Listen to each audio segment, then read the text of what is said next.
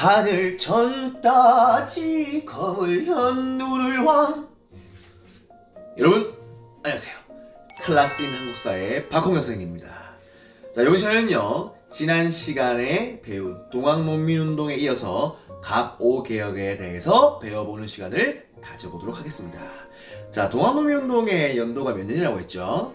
그렇지, 1894년 1차 동학농민운동이 왜 일어났고 2차 동학농민운동이 어떻게 일어났는지에 대해서 파악하고 있어야 조금 수월할 겁니다. 그러면 이 2차 동학농민운동이 일어나기 직전에 일본이 경복궁을 습격하고 흥선대원군과 제1차 김홍진 내각을 열어서 1차 갑오개혁을 시작하니 그것이 오늘의 내용이요. 자, 지금부터 시작하겠습니다. 여러분 준비됐나요? 그럼 따라오시죠.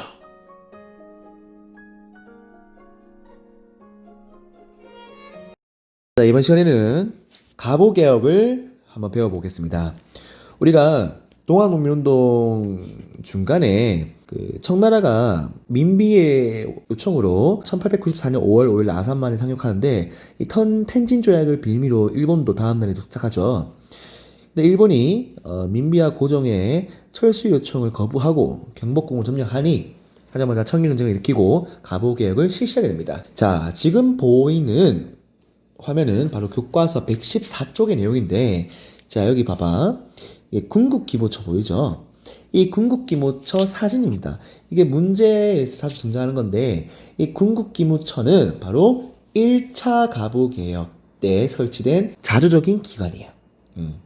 자, 그러면 우리는 지금부터 갑오개혁에 대해서 자세히 한번 살펴보겠습니다. 자, 우리 갑오개혁을 했을 때 지난 시간에 배웠겠지만 국외 상황으로서는 바로 이 청일전쟁이 일어났죠.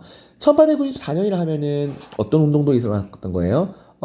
동학농민운동이 일어났을 때, 동학농민운동이 전주성까지 점령했을 때 민비가 청나라에 원명을 요청했죠. 그러니까 청나라가 아사만에 도착하고 일본도 연이어 다음 날에 인천에 도착하니, 인천에 왔다는 것은 일본이 노골적으로 전쟁을 하겠다는 뜻이고 조선을 점령하겠다는 뜻인 거예요.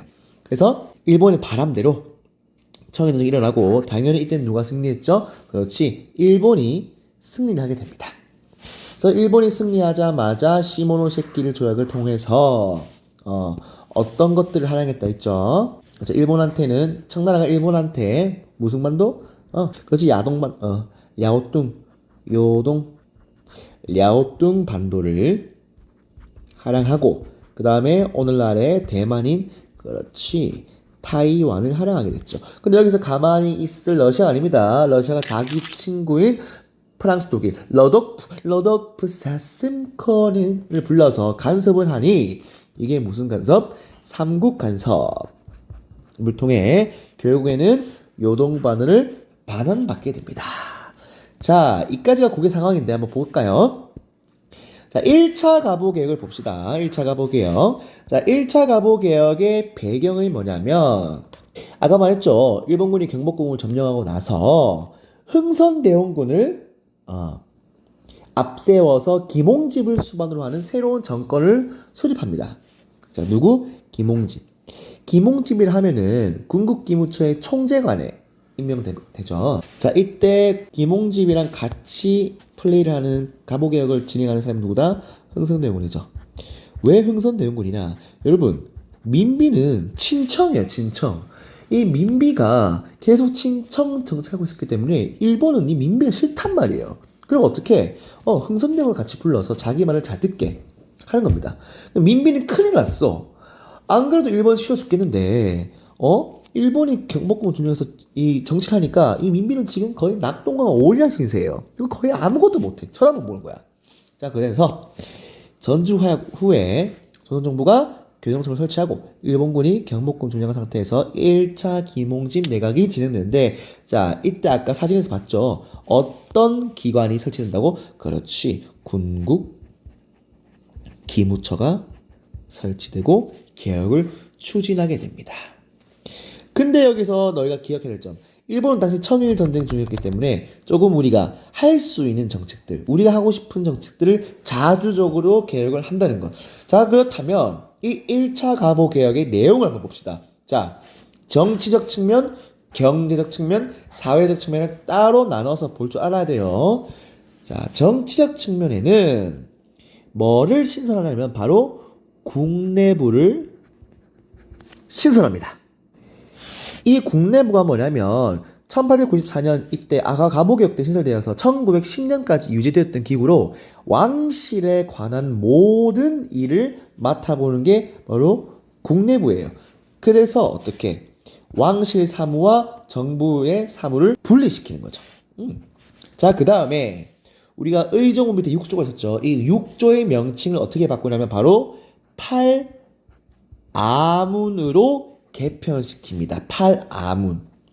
교과서 114쪽을 보면 알겠지만 이 팔아문이 뭐냐면 여기 내무, 외무, 탁지, 법무, 학무, 공무, 농상을 담당하는 8개의 기구를 말하게 되는 겁니다. 자, 그 다음에 탁지아문으로 재정을 일원화시킵니다. 자, 이때 탁지아문이 뭐냐면 바로 호조예요. 호조. 재정을 담당하는 기구죠. 호조. 이 호조가 탁지아문으로 이름이 바뀌었었는데 이 탁지아문으로 재정을 일원화시킨답니다. 오케이? 여기 또 헷갈리면 안 돼. 왜냐면 내가 6조를 팔아문으로 개편됐잖아. 그러면 6조에서 재정을 담당하는 게 호조래. 호조. 그 호조가 어떻게 바뀐다? 탁지아문으로 바뀌어서 재정을 일원하는 거야. 왜? 여기서 재정 일원화시켜서 합리적으로 아주 빠르게 재정을 관리하려고. 자, 그 다음에 화폐 제도를 은본위 화폐 제도를 확립합니다. 은본위 화폐 제도는 뭐냐면 당시의 은이 화폐의 기준이었어요. 지금은 뭐야? 지금은 근이 화폐의 기준이지. 금이. 자, 그 다음에 세금을 전부 다 이제 돈으로 내게 합니다. 바로 조세의 급납화죠. 이제는 세금을 돈으로 내게 하는 급납화가 되고, 자, 사회적으로는 그렇지 신분제를 폐지합니다. 그 다음에 과거제도 폐지하고요. 그 다음에 일찍 결혼하던 우리 몽고풍이었던 돈을 금지시키고 과부는 뭐냐? 일찍 남편을 여인을 제가 허용은 왜? 조선시대에서는 성리학 질서 때문에 과부들이 정들을 지켜야 돼서 제가 허용되지 않았어. 불법이었어. 그 다음에 각종 고문과 연좌제. 연좌제가 뭐냐면 만약 옆에 친구가 잘못하면 그 옆에 친구도 같이 연좌제를 처벌받아요. 이게 악법이라 해서 폐지가 됩니다. 자, 이런 신분제 폐지와 과거제 폐지 이런 것들은 동학농민운동의 폐정개혁안과 그 다음에 갑신정변의 14개조 개혁정안이 어느 정도 반영이 된 거예요. 특히 동학농민운동의 내용이 반영이 됐다는 거예요. 그게 동학농민운동 폐정개혁안의 의의죠. 자, 여기까지가 1차 가보 개혁입니다. 뭐 이거 말고도 또 있어요. 뭐 의사소통을 쉽게 하기 위해서 공문서에 국문 또는 국한문을 사용하도록 하는 거죠. 자, 그 다음에 일본이 청나라와의 전쟁에서 그러니까 거의 이기기 직전이야. 이기기 직전이어서 이제 한숨을 돌렸을 때 조선을 딱 복원했으니까 자기랑 의도된 대로 다르게 뜻대로 자주적인 개혁을 하는 거야. 그러니까 이게 어떻게 제 2차 김홍집 내가 합니다. 야, 흥성대군 너 내가 개혁하라고 했다니까 너희 멋대로 하고 있네. 야, 니 꺼져. 그래서 김홍집과 이때 누구를 데리고 오냐면 바로 박영효를 데리고 옵니다. 일본에 가 있었어. 그러니까 박영효가 목에 기부스하고 다쳤었거든. 하고 오하요 고자이마스 하면서 오는 겁니다. 야, 여러분, 박영효 급진기아파죠. 민비가 급진기아파가 이 갑신장을 일으켰기 때문에 얘를 죽이고 싶어 했어요. 근데 도망쳤다가 지금 목에 깁스하면서 당당하게 정부의 정치, 중앙정치하기 위해 오는 거야. 민비 허파 뒤집어지지. 이건 어쩌겠습니까? 일본이 관리를 하는데. 그래서 박영효가 2차 김홍진 내각, 특히 이때는 박영효가 계획을 주도합니다. 왜? 일본 애들이 직접 데리고 왔기 때문에. 그래서 일본의 내정 간섭이 본격화되고요. 2차 때부터 왜? 청일전쟁에서 이제 한숨을 돌렸으니까. 그 다음에 1차 가보 개혁 때 설치했던 군국기무처 어떻게 한다? 폐지시킨다. 그런 다음 정말 중요한 거 2차 가보 개혁 때는 우리나라 최초의 헌법이었던 홍범 14조를 고종이 반포합니다. 이 홍범 14조는 박용효가 만든 거거든요. 자, 그렇다면 박용효가 만든 홍범 14조의 내용을 봐야겠죠. 한번 봅시다. 자, 이게 홍범 14조 내용이에요. 1조부터 14조까지 여러분 한번 읽어보면 어떤 거랑 비슷해요. 그렇지, 눈치 빠른 애는 있어. 갑신정변 14개조 정강과 내용이 거의 비슷합니다. 왜? 박영효가 급진개혁파였잖아. 갑신정변 때 이걸 했잖아. 실패했던 꿈을 다시 2차 가보개혁 때 홍범 14조로 인해서 펼치고 싶은 거야. 자, 특히 여러분 여기 제11조를 보여요. 11조 보면 널리 자질이 있는, 조금 굴방을 할게. 널리 자질이 있는 젊은이를 외국에 파견하여 학술과 기회를 익히도록 한다. 야, 이게 정말 중요한 거예요. 이 11조 때문에 고종이 뭐를 반포하게 되냐면 바로 교육 입국 조서를 반포하게 됩니다. 뭐를 반포한다고? 교육 입국 조서를 반포하게 돼요. 뭐 때문에? 11조 때문에. 자, 돌아와서 이 교육 입국 조서는 뭐냐면, 자, 미리 적을게요. 밑에 홍범 14조의 11조 때문에 번포하는 게 바로 고종이 교육 입국 조서라 했죠. 자, 뭐다? 이제부터 우리 조선도 근대적인 교육 제도를 마련하겠다. 특히 한성 사범학교. 사범학교 뭐예요? 가르치는 거죠. 이 가르치는 학교를 만드는 거예요. 뭐 때문에? 교육 입국 조서. 이건 홍범 14조의 홍범 14조 중에서 몇 번째 항 때문에 11조 항으로 인해서 발표하게 됩니다. 왜? 홍범 14가 우리나라 최초 형법이기 때문에. 이해했습니까? 자, 이 홍범 14조의 내용을 한번 봅시다. 먼저 의정부를 이제 어떻게 개편하냐면 내각 체제로 개편합니다. 이 이후에는 의정부를 말을 볼 수가 없어요. 자, 그다음 아까 말했죠. 아까 1차 가보개혁 때 6조를 뭐로 바꾼다? 8아문. 근데 2차 가보개혁 때는 8아문을 어떻게 7부로 개편합니다. 헷갈리죠? 어쩔 수 없어요, 여러분. 봐야지. 우리는 아픈 역사인데. 그 다음에 조선 8도를 어떻게 23개의 부로 나눠서 체계적으로 일본이 관리하기 위해 지방제도를 개편합니다. 그 다음 사법권을 독립시켜서 우리나라 최초로 재판소를 설치합니다. 사법권을 독립시키는 거예요. 그 다음에 지방간의 권한을 축소시킵니다. 왜? 지방간이 가지고 있던 사법권과 구속권을 배치시켜서 이 재판소에서 담당하게 하는 거거든. 알겠죠? 이게 2차 가보개혁의 내용이에요.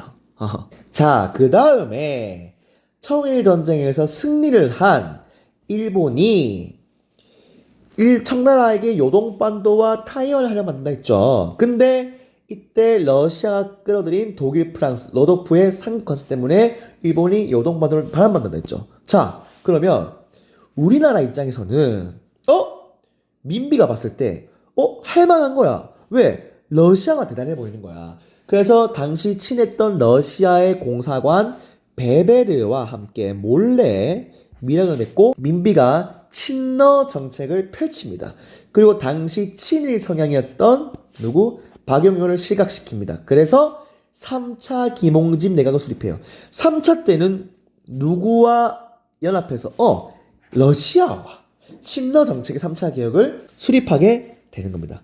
이것 때문에 나중에 러시아가 막 저령도 조차를 요구하고 막 각종 이권을 요구하게 되는 배경이 되는 거예요. 그러니까 여기서 가만히 있던 일본이 아니죠. 일본이 보니까 괘씸한 거야. 민비가 뭐고 얘 보소 안 되겠다. 우리나라가 이 조선을 지배하기 위해서는 이 민비 이 여자가 없어져야 한다. 암호명 여우사냥이라고 해서 뭘 일으킵니까? 그렇지, 을미년에 명성황후를 시해하는 사건 을미사변을 일으킵니다. 뭐 때문에? 친러 정책 때문에. They ask you how you are, you just have to say that you're fine when you're not really fine, but you just can't get into it because they would never understand. 그리고 나서 바로 4차 김홍집 내각 수립하니 이거는 가보 개혁 중에서 가장 친일인 일본의 색깔이 강한 개혁입니다. 그래서 이때가 1894년이 아니라 1895년이기 때문에 이때가 을미년이에요. 그래서 3차 가보 개혁 또는 을미가보개혁, 을미개혁이라고 하는 겁니다. 알겠습니까? 가보는 1894년이고. 자, 그렇다면 이 을미개혁의 내용을 한번 볼까요? 우리나라의 연호, 건양이라는 연호를 사용하고요. 그 다음에 우리나라의 단발령을 실시합니다. 단발령. 여러분, 신체 발모지수. 우리나라는 유교국가이기 때문에 조상한테, 부모한테서 물려받은 몸을 훼손시키는 일을 굉장히 죄악시했어요. 특히 우리 조선인들 상투 트는 거 보세요. 이 미국 선교사들이 말하기를 조선인들 굉장히 더럽대. 머리를 안 감아. 머리를 안 잘라. 왜? 부모한테 물려받은 거거든. 그 머리를 고종을 대표로 해서 단발령을 해서 자르게 됩니다. 야, 난리가 납니다 이때. 그 다음에 드디어 우리 조선에서도 태양력을 사용하게 됩니다. 자, 이 태양력이 뭐냐면 그 태양의 운행을 기준으로 만든 역법이거든요. 이게 이집트에서 처음 나왔어. 그러니까 이집트에 보면은 우리가 나일강이라고 있는데 나일강이 자주 범람하니까 농사가 망친 거예요. 그래서 나일강이 범람할 때 동쪽 하늘의 일정한 위치에 시리우스 별이 나타난 사실을 알아내거든. 이집트인들이. 그때 태양력을 만들 수 있었던 거야. 그래서 1년을 365일로 하고 이것을 30일로 이루어진 12달과 연말에 5일 더하는 식으로 달력을 만들었거든. 그게 태양력인 거예요. 그 태양력을 사용하게 됩니다. 그 다음에 종두법도 실시하고요. 이 종두법이 뭐냐면 당시 조선에서는 천연두가 굉장히 유행했거든요. 근데 천연두 그러면 사람이 다 죽는 거야. 그러니까 뭐냐면 사람의 피부가 이렇게 부풀어 오르는 게 그 천연두인데 이것을 예방할 수 있는 종두법을 실시합니다. 예방접종. 뭐 감기가 걸리면 독감 주사 맞는 것처럼. 그 다음에 소학교를 설립하고요. 우편사무를 실시하게 됩니다. 이게 바로 제3차 가보개혁이자 을미개혁이에요. 이후에 을미의병이 일어나요. 뭐 때문에?